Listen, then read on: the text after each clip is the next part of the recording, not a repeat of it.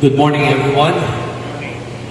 Once again, we would like to thank and praise the Lord for this opportunity to be gathered here today. It's a blessing that the Lord has given us a good weather today. I'm sure we have heard and we have seen, even in social media, that a lot of people have been affected by the storm, and so as well with the flood. And we would like to thank the Lord for the sun is up, and although there are some news that it's not going to be a good weather in the coming days, but we can always trust the Lord for every day that the Lord has given us. We have many ways and many reasons to be thankful for. And so today, what I'd like us to understand is that part and parcel of our Christian life is to be trained for godliness, because there are many opportunities that will come in our lives where our Christian life will be tainted and tempted for many reasons. One of the many reasons is that Satan wants us to draw away from the Lord. And so we have to be trained for godliness. And when we talk about training, it implies consistency. It has to be continuous. It has to be continued every now and then. That's what makes it a training. Now, for it to be consistent, we need several factors, and the Bible speaks of many things when it comes to training. Another reason that Satan is insisting into our mind when it comes to godliness is that we will never become godly until we reach heaven. And so a lot of people nowadays, they don't want to practice godliness. Simply, the reason is that anyway, everybody dies. So before they die, they're thinking that's the only time when they will repent of their sins. And so this is very important that we all have the same mindset, that even we still have the strength, we have the time and opportunity, we have to train ourselves for godliness. We have to be consistent. We have to be regular. I remember a story about a senior citizen driving his own car in EDSA. This is just a story. There's nothing real about it. But just for the sake of understanding what training is all about, consistency is all about, I heard this story about a senior citizen driving his own car somewhere in EDSA, Cubao, crossing of Aurora Boulevard. And we know that there's a camera there, and it's always implemented the no contact apprehension. And so this senior citizen, while he was driving, he knew that there is a camera, and it always flashes every time it appears that there is a violation. And so he knew that he needs to slow down. So if the speed is 60, he went there slowly around 50 kilometers per hour. He crossed Cubao, Aurora Boulevard, and EDSA. And then, lo and behold, the camera flashed. So he cannot understand why did the camera flash when he was not over speeding. So what he did was to make a U-turn and then go to the other side and try slower speed. By the time he reached the crossing, the camera flashed again. And he cannot believe how come the camera is flashing when he was doing a very slow speed. And so he turned once again, he made the U-turn, and to the same spot, he made it even slower. For the third time, at the speed of 20 to 30 kilometers per hour, the camera flashed again. And he cannot understand. And so after several weeks, he received a violation card. A violation, and the violation was not wearing seatbelt. Training demands being consistent, following the rules. Training includes the right perspective, the right mindset. Not our own mindset, not our own standard, but we have a standard to follow. We have a rule to obey. And this is what we're going to discuss today. Please join me for a word of prayer. Lord, thank you for the opportunity to come together with our hearts full of joy, excited to learn from you. We'd like to entrust to you and ask the wisdom that comes from you to be upon us so that we may understand the scriptures, not based on our interpretation, not based on our own understanding, but wholly dependent on what you want us to learn, so that our lives will continue to change for your glory and for your honor. We entrust everything into your hands. In Christ's name we pray. Amen. Our topic for today is training for godliness, and we will find the verse in 1 Timothy chapter 4, verses 7 and 8. Let me read that to you. 1 Timothy chapter 4, verses 7 and 8. Have nothing to do with irreverent, silly myths. Rather, train yourself for godliness. For while bodily training is of some value, godliness is of value in every way, as it holds promise for the present life and also for the life to come. 1 Timothy, or the book of Timothy, is written by Apostle Paul.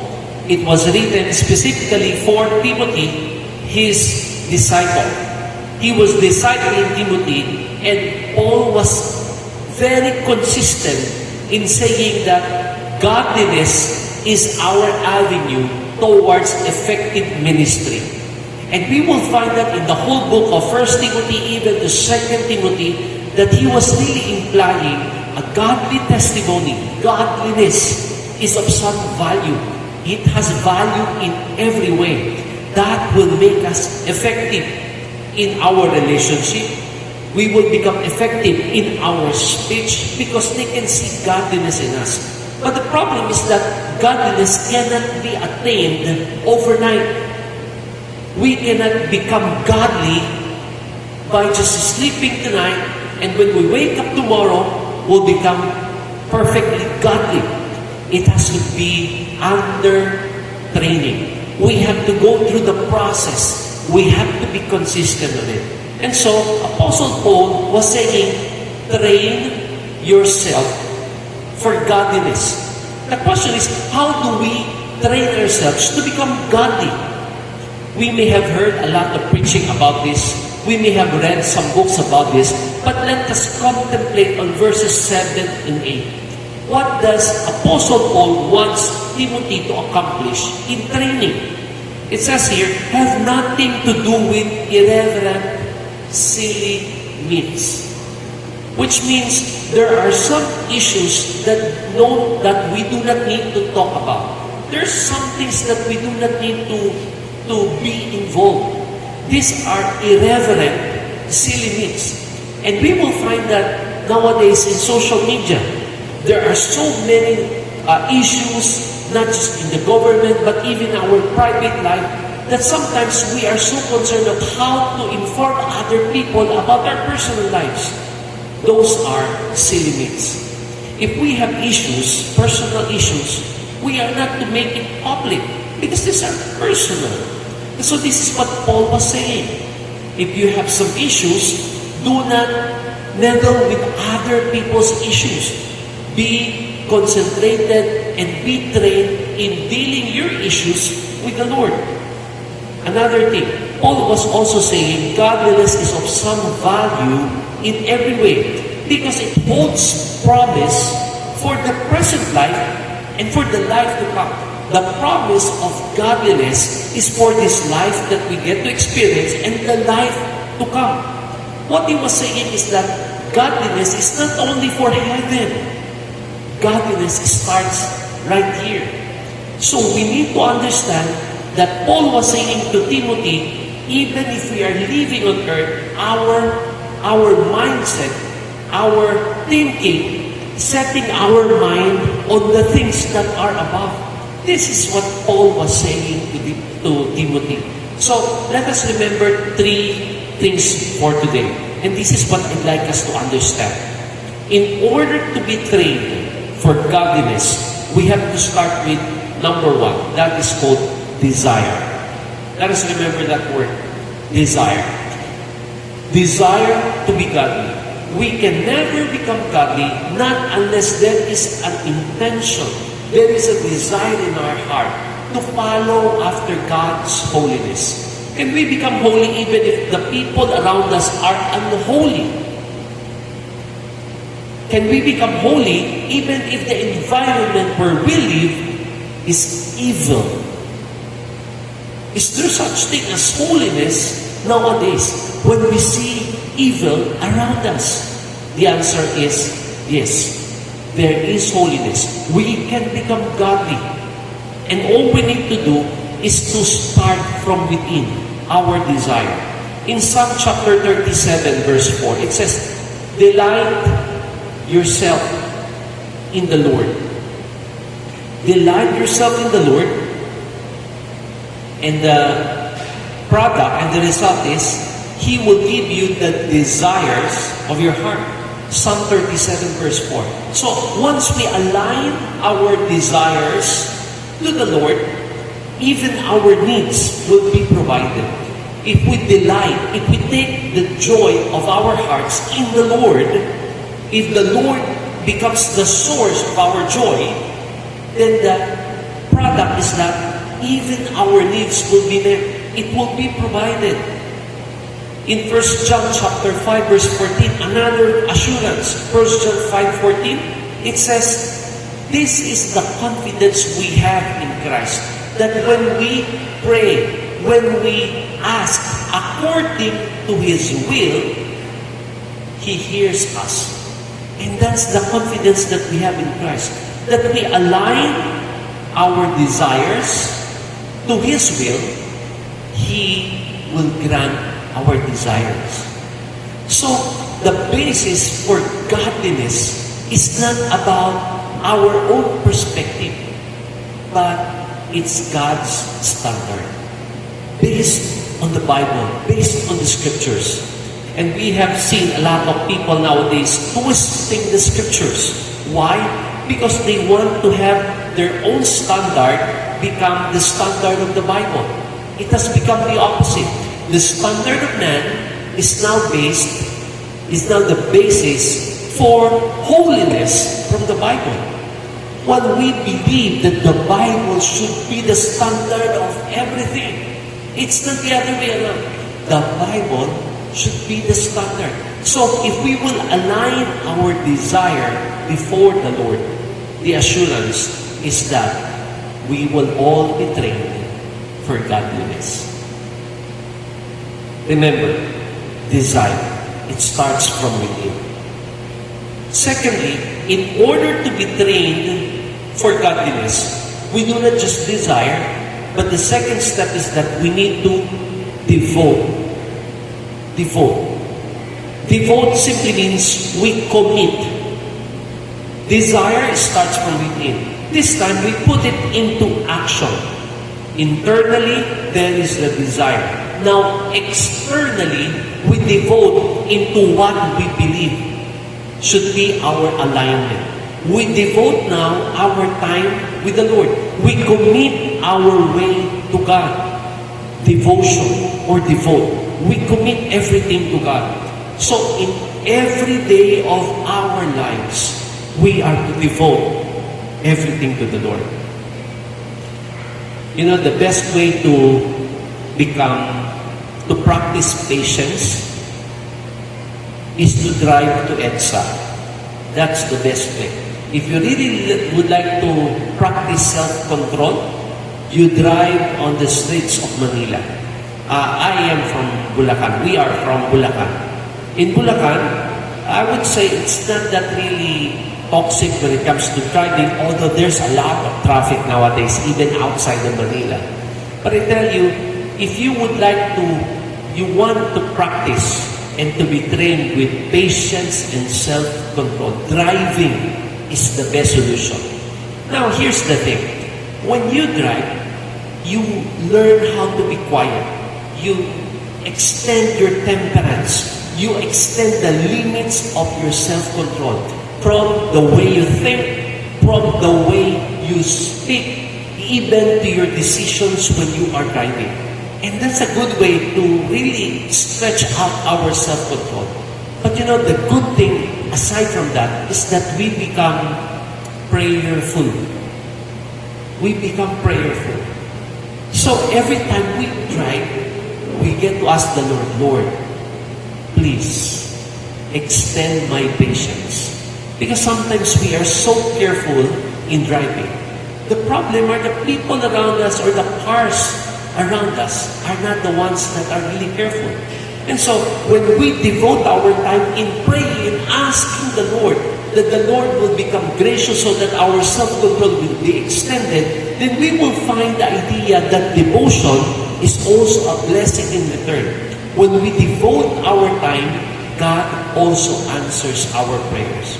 Here are 5 common distractions. When we devote our time in reading the Bible, when we devote our time in attending worship like this, when we devote our time in prayer, here are 5 common distractions. Number 1, we get to be distracted by wandering thoughts. When we devote our time, we get to be distracted by wandering thoughts. Our thoughts wander.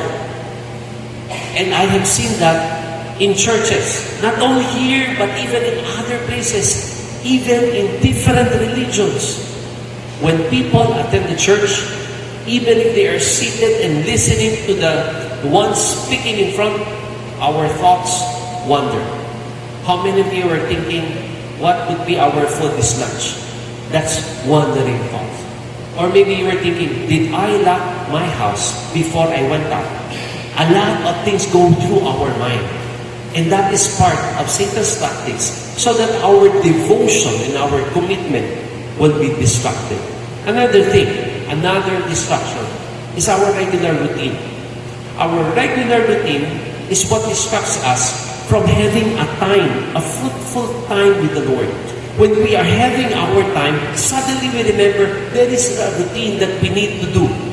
So these routines sometimes does not help us because our fruitful time with God is always distracted because we are focused on the routine that we have to do every day. Another thing, another distraction is if there are unfinished work. Unfinished work. I remember a story of a housewife who was reading the Bible when suddenly she stood up because she remembered she was cooking. And while she was cooking, she remembered that she was also washing the clothes. And so there were some unfinished work that she has to attend, that in the end, she forgot that she was reading the Bible. Unfinished work. Another distraction that Satan is really victorious when we devote our time to the Lord is that there are some money-related matters in life. It crosses our mind that our time with the Lord is distracted already. We have been thinking a lot about money. And that's why money has become one of the effective tools so that a Christian like us will never grow in Christ. Because our heart is somehow attached with money-related matters. And the problem becomes bigger when money replaces relationship. When we give more time and more value about money than our relationship. That's why I admire those people who do have a lot of reasons not to be in church because of their business, because of sidelines, because of many other things, many other money-related matters. But they are willing to give that away, to put that on the side, and focus on their devotion to the Lord.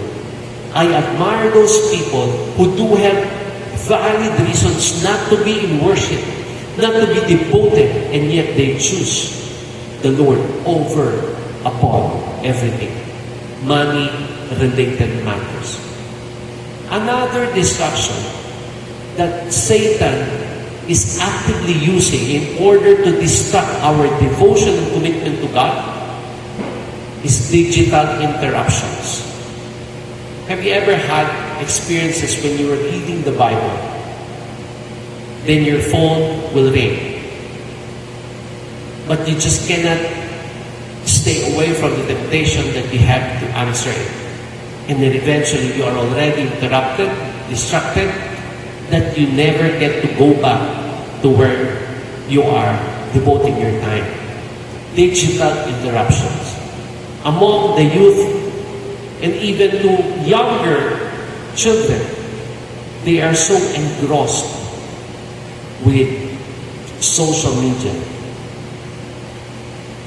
And we might as well accept the reality that even us, at our own age, we really love going and staying together with our mobile phones. In fact, some of us will never get to have a regular life without a mobile phone. There are some senior citizens in our place who really loves online shopping. They even have a lot of parcels coming in that their children and their grandchildren. This speaks of the reality that nowadays digital interruptions are one of the many ways where Satan is using to distract us from our connection and relationship with Christ. I am not saying that social media is a sin. I am not saying that online shopping is bad. What I'm saying is that anything that distracts us from our relationship with Christ is not good at all. Anything or anyone, for that matter, that distracts us from our commitment to Christ is not really helping us. Remember, desire starts from within. Devote when externally we would like to align our actions before the Lord. And the last one is called display. Display. After we have internally desired in our hearts to honor the Lord, we have the assurance that He hears us. When we devote our time with the Lord, in our personal time, we will see that we become deeper in our relationship with Christ. And now, we go out to display what's in our life. The display is a Christian character that needs to be manifested not only when we are in church, but in every day of our lives. This is what makes training very important. Because training means you have to live it every day. It's not just a one-time act. That's why when we pray of repentance, it does not only happen when we have accepted Christ. The prayer of repentance should be prayed every day because it's a training to admit to the Lord that we are sinners and we sin every day. To display a Christian character that honors the Lord more than we honor ourselves. To display is to say and to tell others, this is what Christ did for my life. Who I am today is not because of what I have done, but because of what Christ did on the cross. To display a Christian character is to magnify that it is the Lord who produces a godly life on me. Display is the best way to see and to show that there is something within that changes and transforms our lives. To display. Let us not misinterpret it that we need to display first before we desire. It should not be the other way around. It has to start from within. We desire to honor the Lord. We desire to be godly. And eventually, the result is that a change of life to display. Remember, there are some people who prefers to display first before they desire to believe. It should not be. We need to learn to start from within before we can display it. Because if our heart and our motive is right, it automatically comes out of our lives. It automatically transforms our hearts because our motive and our desire is right. In Matthew chapter 5, verse 16, we are reminded, let your light so shine before men that they may see your good deeds and glorify your Father in heaven. And that is a perfect reminder to display whatever is in our hearts. Jesus said, whoever walks in me will never walk in darkness. Why? Because Jesus is the light. And so that light is in our hearts. In Matthew chapter 5 verse 16 says, let your light, that within, light so shine before men. And so that they may see your good deeds, that is displayed. That they may show your good deeds and eventually will glorify our Father in heaven. And so the reason why we display is not because of that we will be glorified, but the end result is to glorify our Father in heaven. You know, the best appreciation that we could ever receive is when people appreciate us because they can see Christ in us. That is the best appreciation. We may receive an applause. We may receive different certificates. We may receive different recognitions. But you know, the best recognition that we could ever have in this life is when people see Christ in us. That is display. Along the way, Satan will not become very happy. He will not settle for what we have. He will try his best to put us down. He will try his very best so that our connection with Christ will be cut off, or even our relationship with Him will be disrupted. He doesn't need to come in front of us and appear to become Satan, and He will not deceive it like that. He will deceive us in simple ways that we will never realize it is Satan all along. I remember the story about a house owner. After he built his nice house, Satan or an old man came to him and said, "Can I buy your house?" And the owner of the house said, "No, I'm not selling my house." And the owner asked him double the price of he invested, double the price that he really used up for the house. And the owner of the house was so confused. Why does this old man want to buy my house double the amount of what I spent? But the owner of the house said, "No, I'm not selling my house." And so after a few weeks, the old man came back to the owner and said, "I'm not going to buy your house. I just want a piece of nail on your foundation on the wall of your foundation. Just one piece of nail." And so the owner of the house noticed that that nail doesn't serve anything at all. And so he said, "Okay, I can sell you that nail on the wall. I will not remove it, it's yours." And so eventually, he paid it. And after a few weeks, the old man who owns that nail came back and he had a rotten fish inside a plastic bag on that nail inside the house.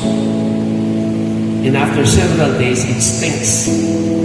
And so the owner of the house came to the guy, the old man said, "Can you please remove that plastic?" And then the old man said, "That's my nail. You cannot touch it. I bought that and it's mine."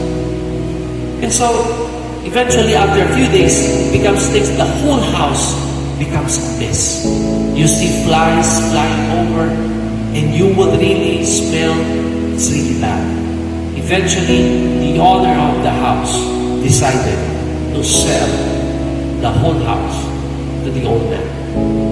You know, the moral of that story is that Satan doesn't want our whole life in the beginning. He starts only with one simple nail in our heart. And that could be our time. That could be our business. That could be our love life. That simple nail could be one simple sin that we fail to surrender to the Lord. One simple nail is what Satan needs so that he can get our whole life. If we would like to be trained for godliness, we have to give to God everything, even one simple thing. May the Lord continue to nurture our hearts with the truths that we have heard today. Please join me again for a word of prayer. Lord, as we remember that you have suffered on the cross for us to redeem us from our sins, we will also like to remember that it is you who wants us to be trained for godliness. Lord, I pray that you instill into our hearts the desire to follow you no matter what happens. Life may be unpredictable, very uncertain. We cannot even have the assurance of the things that are about to come. But we have the assurance that you as our God holds our future. And so, every day of our lives, help us to be reminded we cannot live on our own without you. We cannot run our lives without you. Help us to understand that godliness is patterning or living up to your standard. Help us to devote our time with you. Help us to find the joy of communing with you and making our relationship with you as healthy as possible. Help us to understand that this training requires us to be consistent, to become regular, and godliness is an everyday life here on earth until we see you face to face. I pray for those people who are here who might have been in the middle of a struggle. It may be a financial crisis, it may be some health issues, or any other relationship issues. Lord, we believe that you are here, that you are also talking to us. And so as we come before your throne of grace, we ask that you make us surrender everything into your hands, that we may see it is you who will take charge of everything. Help us to trust you, even if it's difficult. Help us to stretch our faith, for you hold our lives. May your blessing continue to overflow upon each and every one of us here today as we continue to be trained for godliness. This is our prayer with thanksgiving. In Christ's name we pray. Amen and amen. God bless you all.